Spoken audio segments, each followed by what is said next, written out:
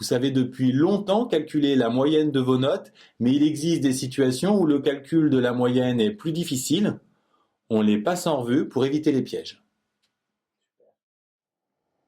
Si vous avez eu ces notes, 9, 11, 12 et 16, quelle est votre moyenne?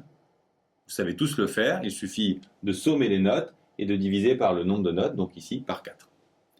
Maintenant, est-ce que vous savez calculer la moyenne pour une classe avec des notes données sous la forme d'un tableau?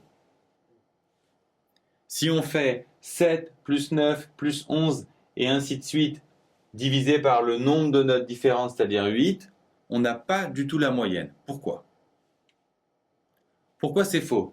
Parce qu'il n'y a pas un élève qui a eu 7, mais 3 élèves et 5 élèves qui ont eu 9. Il faut prendre absolument en compte les effectifs, 3 fois 7 plus 5 fois 9 et ainsi de suite, plus 7 fois 11, 6 fois 13. Et on s'aperçoit aussi que le nombre total de notes, 8 n'était pas bon, il y en a 32. Et ensuite, quand vous effectuez, n'oubliez pas de mettre la parenthèse avant de faire la division. On trouve 12,4, donc n'oubliez pas les effectifs. Un peu plus subtil, on vous dit que dans une classe, la moyenne des garçons est de 14 et celle des filles de 16. Est-ce que la moyenne de la classe est 15? S'il y a autant de garçons que de filles, oui, ça sera 15. Mais ici, il y a beaucoup plus de garçons que de filles, donc c'est pas 15.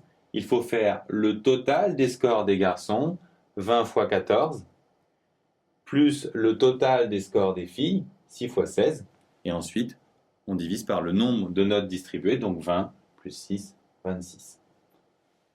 Et donc finalement, c'est 14,5. Maintenant, comment faire quand la variable est quantitative continue? On sait ici qu'il faut prendre en compte les effectifs, donc on va faire 3, mais 3 fois quoi? On sait que dans cette classe, les rugbyman font entre 80 et 90, mais qu'est-ce qu'on prend? On va faire comme si les poids à l'intérieur de cette classe se répartissaient de façon régulière, et on va tout simplement prendre le milieu, donc 85, et de même pour toutes les autres classes, donc ici 9 fois 95, et ainsi de suite. Ensuite, bien sûr, on divise par l'effectif total, et on n'oublie pas les parenthèses avant de diviser sur la calculatrice.